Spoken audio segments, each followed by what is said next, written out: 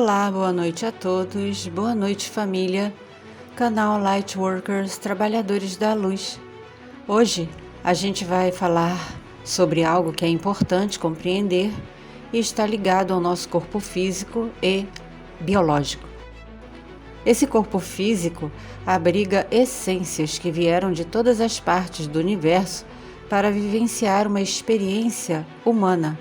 Entretanto, já explicamos que somos tridimensionalmente corpo, alma e espírito. A alma seria a nossa essência, representa na Terra nossa conexão com a fonte. Espírito é o nosso fôlego de existência. Quem está vivo, respira, a despeito da essência, e vive porque isso permite que o corpo se veja e se perceba como um ser vivente. Quando o espírito se vai definitivamente, não há mais serventia para o corpo, que se deteriora, se decompõe muito rapidamente. A alma não se dissolve, ela não vira uma alma penada, não se torna uma assombração. Então queremos entender como, dentro da tridimensionalidade, existe sim o mundo espiritual. Muita gente ainda confunde a espiritualidade com espiritualismo. Podemos perceber isso ao redor de todo o mundo. Há vídeos infindáveis nas redes sociais mostrando, em países principalmente os de origem asiática, incorporações que são consideradas comuns pelos seus habitantes daqueles lugares. Ninguém se assusta mais, é algo normal, a pessoa apenas se torna um receptáculo para algo que coabita com o espírito, mas não pode tocar a essência. Esse acesso pode acontecer com ou sem permissão.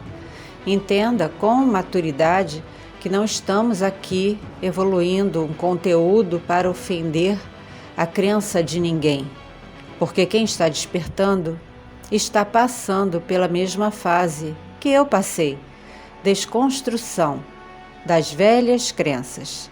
E pode ser bem difícil, pode ser prolongado e em determinados casos os seres ameaçam a pessoa, prometem vingança, coisas terríveis se não forem obedecidos, se forem abandonados.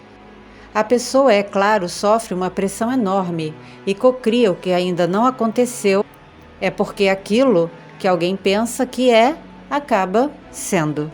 Então, desde que nos tornamos homo sapiens, as pessoas se acostumaram a ter seus próprios mundos espirituais. Uns creem nestes seres, outros em entidades, outros colocam tudo na categoria espíritos vindos do inferno, demos, o próprio capiroto. Outros acreditam em anjos, em manifestações celestiais. Entretanto, quem mergulha no autoconhecimento acaba descobrindo por si mesmo, até sem despertar, que as coisas não são bem assim, é algo sistemático. Só uma consciência totalmente dominada e trancada pode ser controlada, abrindo o corpo para a entrada de energias que não pode controlar. Confúcio ensinava coisas na China, Sócrates mostrava outras lá na Grécia. Cada povo recebeu ensinamentos de acordo com a sua cultura. Os sumérios tinham templos, tinham zigurates, adoravam diversos deuses e deusas. Assim é na Índia, na cultura hindu, por exemplo. Muitas pessoas incorporam Hanuman, o deus macaco, há muitos templos erguidos para ele. Na Suméria, haviam templos, como já falamos, no Egito, em Roma. Temos o templo de Ishtar.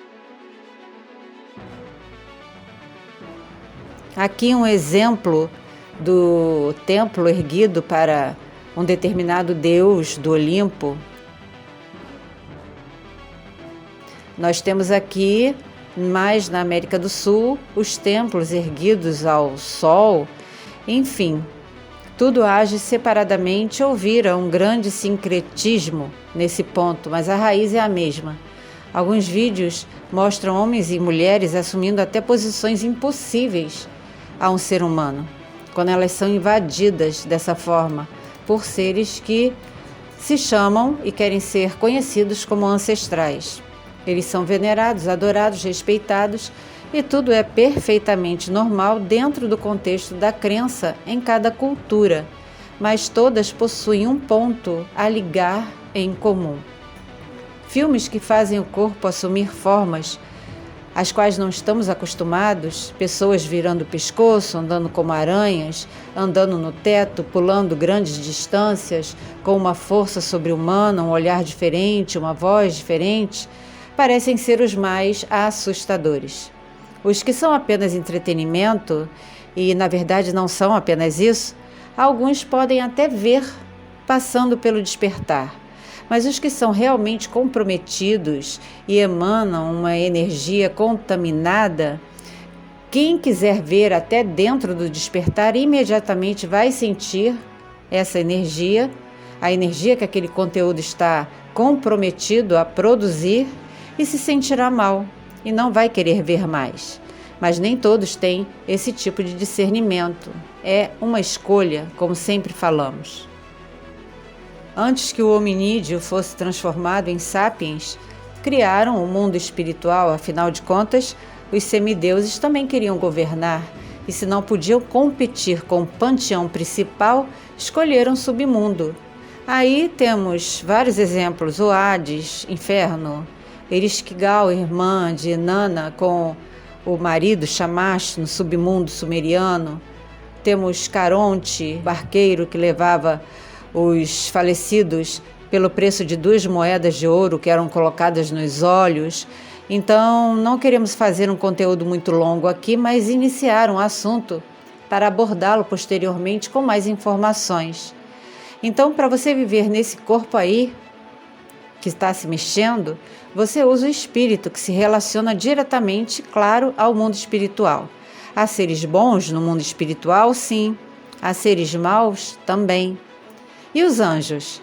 Quem quiser chamar os bons dessa forma, tudo bem, mas é um nome que veio do passado e através de uma tradução de uma origem religiosa, assim como foram traduzidas as tábuas sumerianas, que são muito mais antigas, assim como é o épico de Gilgamesh. As pessoas viam seres tão iluminados que não podiam sequer enxergá-los dentro daquela grande luz. E depois os retratavam como achavam que viam, ou com asas, ou muitos foram retratados na forma de crianças bochechudas.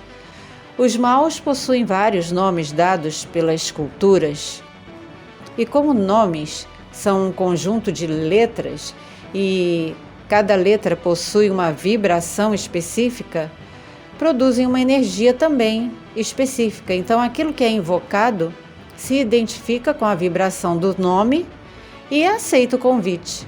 Muitos problemas começam assim, em uma brincadeira, simples brincadeira, usando um copo ou um tabuleiro Ouija para tentar uma comunicação com o mundo espiritual. Então, todos no ciclo chamado humano também são seres espirituais e espíritos não possuem forma. E é aqui que começa a confusão com a essência, que não precisa também de forma, ela é energia.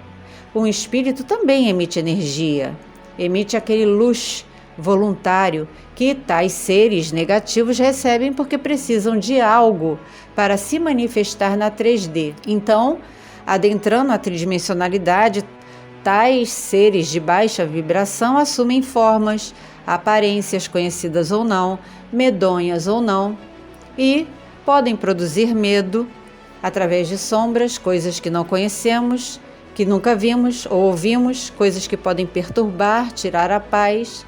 E a razão de mas aquele ser disse coisas que só eu e a minha mãe sabíamos. Existe um mundo espiritual que nos ouve o tempo todo. Os seres espirituais na Terra, desde que o mundo é mundo, existem até hoje. Daí surgem os caça-fantasmas e especialistas que se inspiram para fazer filmes, aqueles que são especialistas em exorcismo. Então, a nossa essência consentiu em dividir um corpo físico com o espírito à parte da consciência, mantendo a sua fractalidade universal. Uma pessoa em coma pode não estar consciente, mas a sua consciência ainda está ligada ao corpo físico e pode estar se desdobrando, vivendo experiências como as EQMs, as de quase morte, ou não. Por que você acha que durante toda a história da humanidade não houve nenhuma intenção de criar uma religião voltada apenas para os Anuna? O Anunismo, adoradores de Anu, Nibiruísmo. Por quê? Porque eles não precisam disso. Foi só criar o tripé de um sistema e, através de um deles, ir mudando de nome em culturas diferentes, recebendo adoração, rituais, oferendas, recebendo todo tipo de energia que isso produz. E, além disso, ninguém é apto o suficiente para dizer se quem está ali é quem diz ser, porque outras energias densas e de baixa vibração podem muito bem imitar uns aos outros. Isso é super fácil para eles e é como um monte de vibração sendo jogada de uma forma intermitente por um enorme funil que cai numa mesma garrafa sem fundo. Mas cada mente tem a sua escolha, cada pessoa se sente bem nas crenças que tem. Mas uma vez que ela entra no despertar, gradativamente, ela vai se sentindo desconfortável. E ela tem a escolha de continuar nas velhas crenças ou pesquisar por si. Não ir atrás de quem diz, abandone as velhas crenças. Desperte. É preciso, é obrigatório. Você não pode isso, você não pode aquilo. Ninguém é obrigado a nada.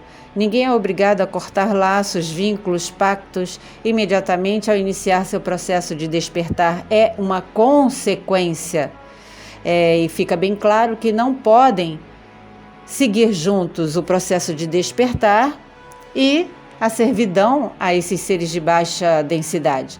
Em algum momento vão provocar um conflito muito grande, não por parte da essência, que é pura luz, e a pessoa ainda não sabe, mas dos seres que não podem aguentar essas frequências mais altas e são altamente ciumentos, irados, não toleram desobediências, se sentem traídos e amam castigar.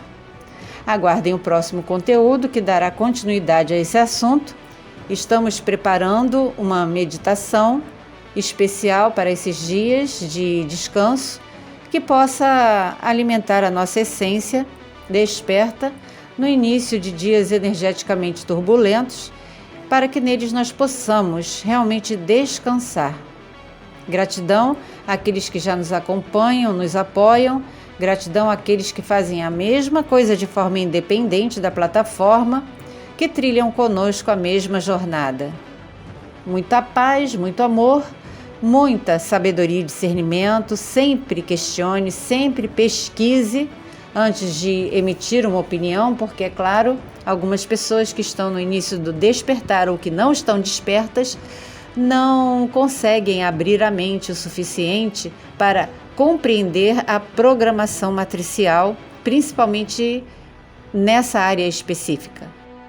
Que todos nós continuemos imersos na verdadeira luz.